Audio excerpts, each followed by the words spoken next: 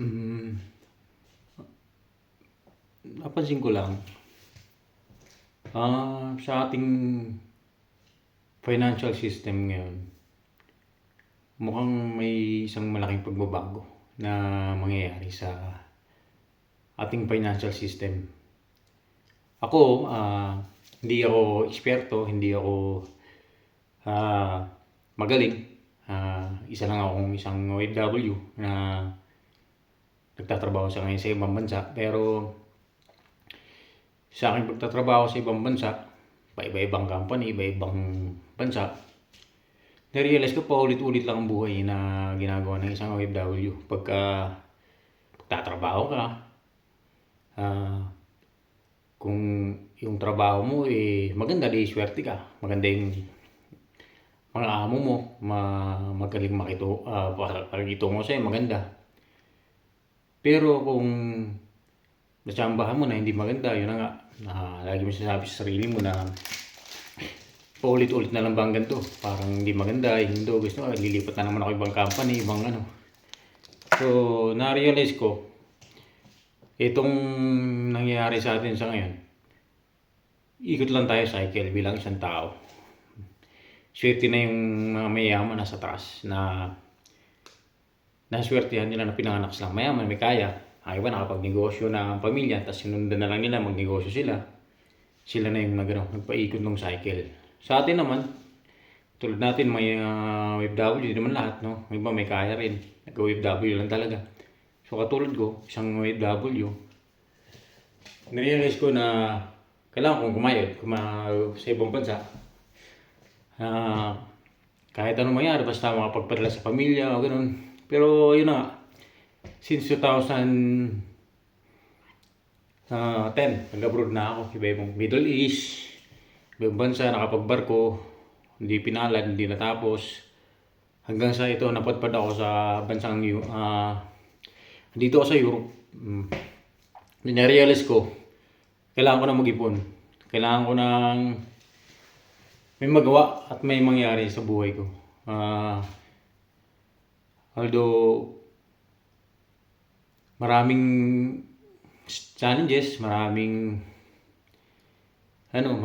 pwedeng mangyari dito, kung ano may ang inaano ko is, ang ibig kong sabihin sa madaling salita, may mangyari bilang isang OFW, makapag-ipon, makapagpundar. Sa awa ng Diyos, sa tinagal-tagal ng panahon, lagi ko nadasal sa sarili ko, nadasal ko sa Panginoon na sana, Panginoon, na may isang bagay na darating ang araw, hindi na ako malakas, hindi ko na kaya na mag-abroad o makapagtrabaho sa ibang bansa. Sana, mabigyan mo man ako ng idea o anong magandang investment or negosyo na maisip ko one day na kung hindi ko na kaya, hindi na malakas ang katawan ko. Type natin mga FW na sana may may pundar ako at the same time nakapag-invest ako na hindi na ako mahihirapan hindi sa pagtanda ko. Lalo hindi naman ako napagtapos ng pag-aaral. Ngayon, sa awa ng Diyos, ito na nga, medyo fast forward, sa awa ng Diyos, talagang binigyan niya ako ng idea na dahil ito, medyo may edad na rin ako. Sabi ko mag-abroad ako, baka tapusin ko na yung kontrata ko na to, matatapos na ako rito, kailangan may magawa ko. Ipon pa rin ako ng ipon, pero hindi lahat talaga malaki na ipon dahil nagpapadala sa pamilya, nagkakasal sa pamilya sa Pilipinas. Maraming mga kailanganin doon, emergencies, so kaunti pa rin na ipon. Ang ginawa ko, habang naka-day off ako. Nag-stream ako through online habang pinakamagandang platform, pinakamagandang madali na kahit paano makapag-invest tayo sa buhay, no?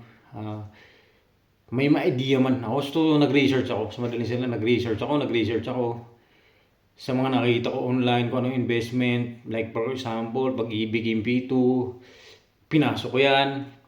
Nag-invest tayo dyan. Hanggang natutunan natin yan. Marami index fund, stock exchange, kung ano man yung crypto. Number 1 sa akin yung crypto. Yun talagang sabi ko sa Diyos nung natutunan ko yung crypto, naintindihan ko. Salamat Lord, medyo okay ito, may liniwanagan ako, medyo may kahit papaano may balik dito, may kahit papaano. So naintindihan ko siya, inaral ko siya ng inaral. Pag-ibig yung pito, ganyan. Inaral ko, ito lalo na tong crypto. Inaral ko ng inaral, so nag-research ako. Yung tinatawag nilang DYOR bago ka mag-invest sa isang bagay na hindi mo alam. So nag-do your own research ako sa crypto. Kaya sa pag-aaral ko ng pag-aaral about crypto, andun lahat eh. Bitcoin, Ethereum, lahat ng mga ano nandyan. Kung ano yung mga coins nandyan. More than 20,000 coins pagkakalam ko na sa crypto. So, yun na nga, sa pag-aaral ko, ito palang crypto is isang future natin, no? Para sa akin yun ewan ko sa inyo, hindi ako financial advisor nga, ulitin ko, na dahil nag-aaral nga lang ako, naintindihan ko, sinintindi ko. Ito palang crypto is, ito na yung future natin. Ito na nga ngayon, nag-uumpisa na. Hindi lang natin napapansin, ginagamit ng bawat isa sa atin na sa mga, yung katulad nga, transfer of money, transfer of value.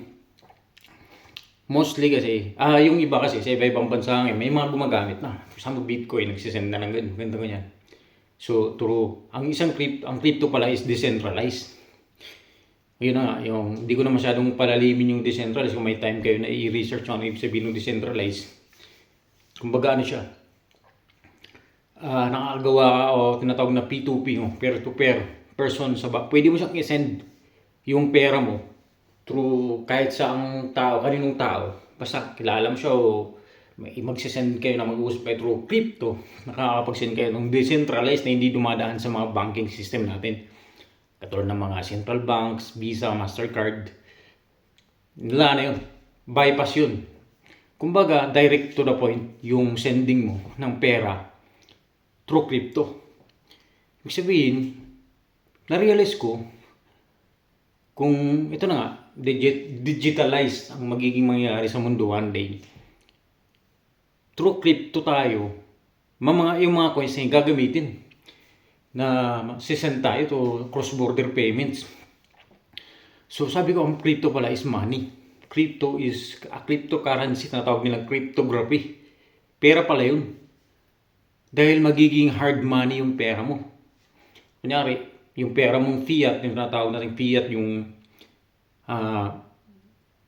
tawag dito, papel. Ang nagagamit natin, yung traditional way na paggamit natin ng sending or pagbabayad sa kung ano mga binibilan is papel. Yung tinatawag natin traditional fiat na isi-send siya, kung pwede mo siyang gawin through decentralized.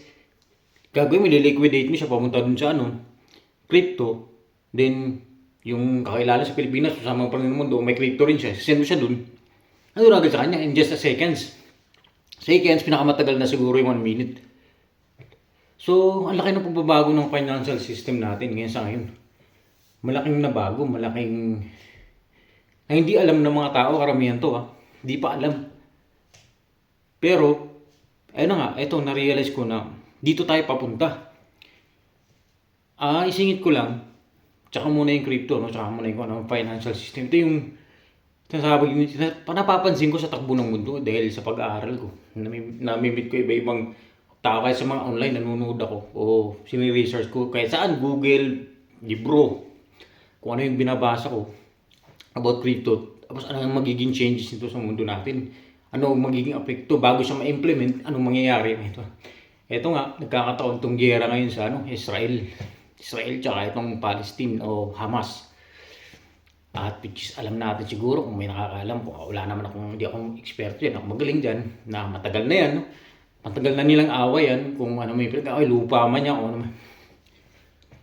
Kasama yan sa financial system na natawag nila shifting. Ito nga, shifting ng pagbabago ng financial system natin dahil itong malalaking bangko sa buong mundo, sinatawag nilang BIS, Bank of International Settlement, yan, IMF, yung International Monetary Fund, kung ano man yan, na nagpapagana o namamalakad sa central banking natin sa buong mundo. sa research ko lang, sa pagkakaalam ko lang, hindi ko, hanggang sa napagtanto ko, napagdugtong-dugtong ko yung mga pangyayari. Eto nga daw yun, yung bago mangyari na may implement tong decentralization na hahawak yung banking system pa rin. So, kasama nga itong crypto, kasama nila i-implement sa biglang sa tao, sa madla. Na bago mangyari yun, maraming mangyayari. Shift ito na yung tinatawag nilang The Great Reset.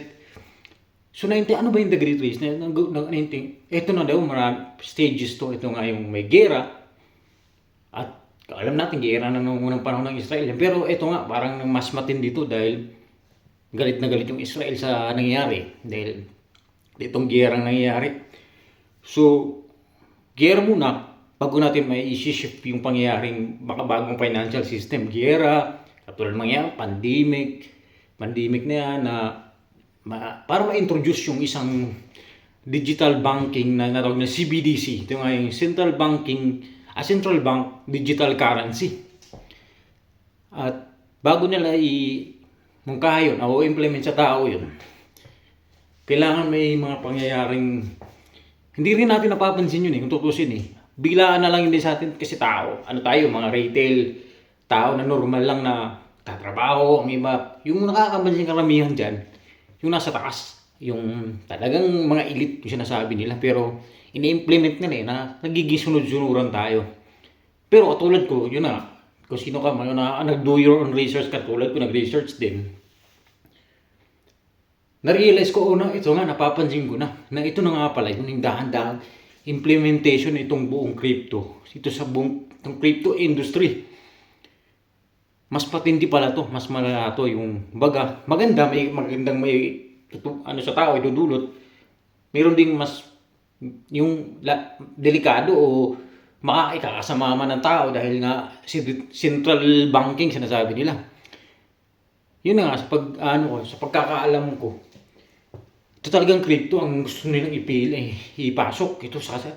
Ang crypto, ang government kasi pag sinasabing crypto, wala pa sa ngayon, hindi pa ganun ka-adapt Pero, dito sa Europe, sa America, Brazil, Latin America, katulad ng El Salvador, inadapt na yung Bitcoin. Pera nila Bitcoin yung pwede na silang magbayad through Bitcoin. Pagkakalam ko, yung mga ganun. Tapos ito ngayon, tinatanggap na sa iba-ibang like Singapore, Hong Kong, nag-implement na ng crypto, talagang open na sa China. Dati ayaw ng China yan. Ngayon, sabi ng China, tatanggap na sila, i-open na nila yung true crypto sa mga banking system nila. Pero ito nga, ang bilis nga na shifting ng panahon. Pero bago man mangyari nga yan, yung crypto na yan, marami nga doon itong mga pangyayaring matitindi. Like, sa gera muna, ganyan. Kasi nga, hindi magre-reset yung mundo, yung financial. Wala silang way na ibang paraan na i-reset nila yung sistema ng financial system. Tinatawag na yung mga financial institution na ma-implement nila yun para ma-reset yung mga pangyayari.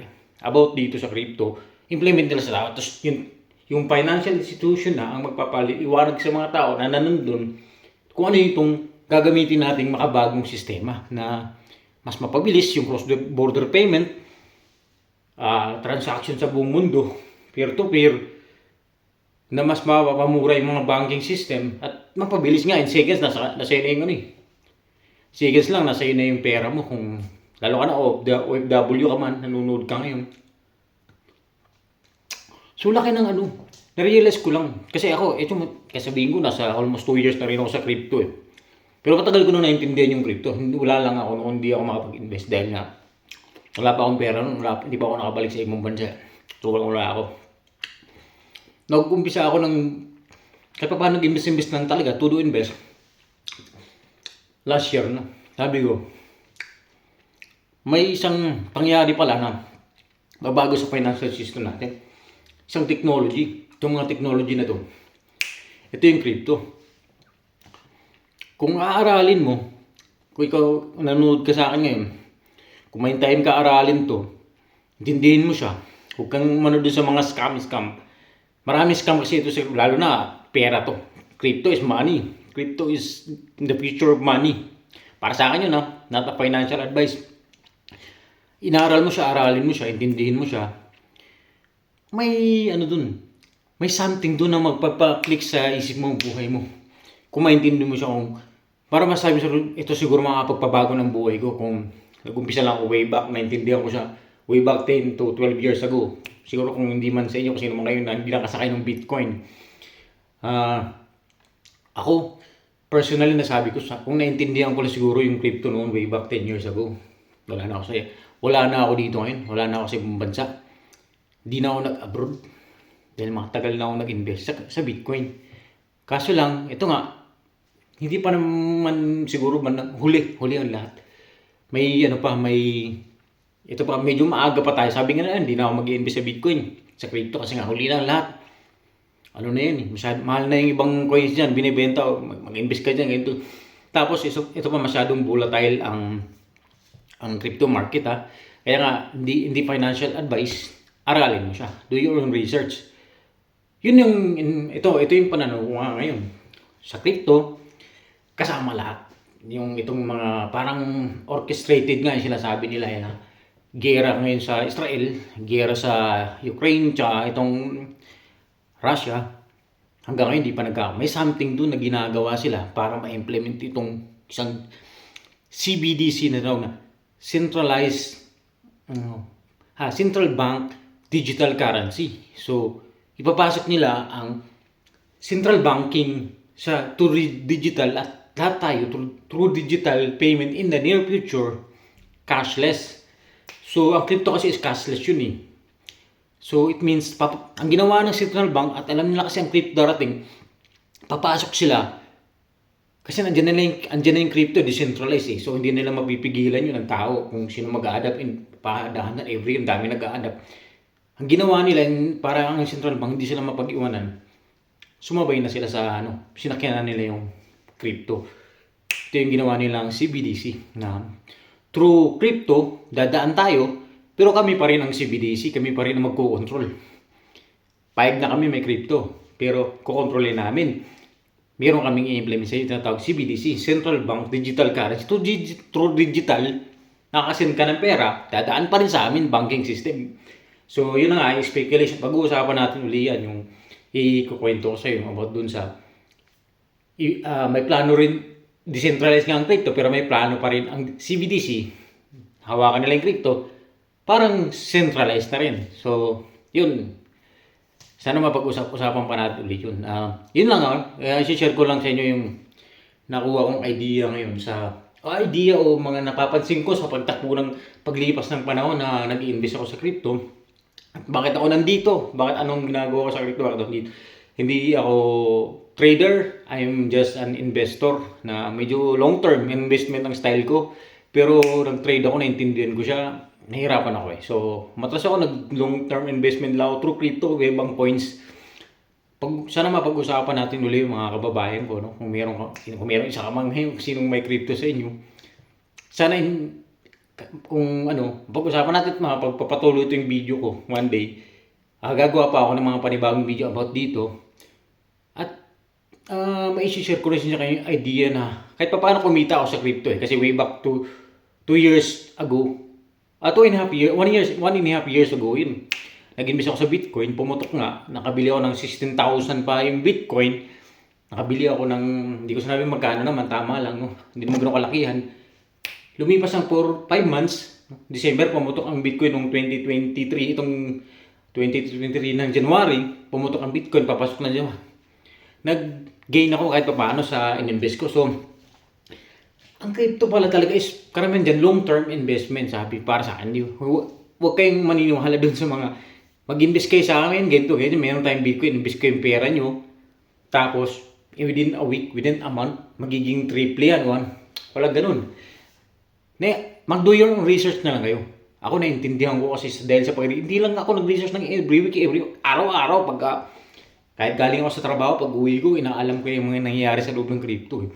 So, yun, pag-uusapan natin ulit yun, mga ganung bagay, kung gusto nyo, may impact to sa lives nyo kung isa ka mang OFW ngayon nga, ayaw na, 10 taon, 15 years na ako, wala pang nangyayari sa akin. Ayun, nag-invest ako, ganito, ganyan lang, wala namang nangyayari. Siguro yung 10 taon na yung nag-invest ka, mag-umpisa dito sa crypto, alam mo, may manangyayari na sa'yo. So, pag-usapan natin yung baka makatulong ako, maka-impact ako sa lives mo kahit paano. May idea ako doon. Not a financial advice, isa lang akong gustong mag-share ng idea na kahit paano nakapag-gain ako sa investment ko dito sa crypto. At the same time, not a financial advice nga, mag-do your own research ka rin na, uy, okay, baka may idea, okay nga yan, yung crypto na yan. Ang crypto kasi savings yun eh, savings investment na rin yun eh. Kaya sumawag ka na 10,000 isang buwan, yung 5,000 mo ilagay mo dun. Savings investment din yun, pwede mo naman kasing kunin anytime yun. Seconds, minutes lang, babalik kung gusto mo kunin.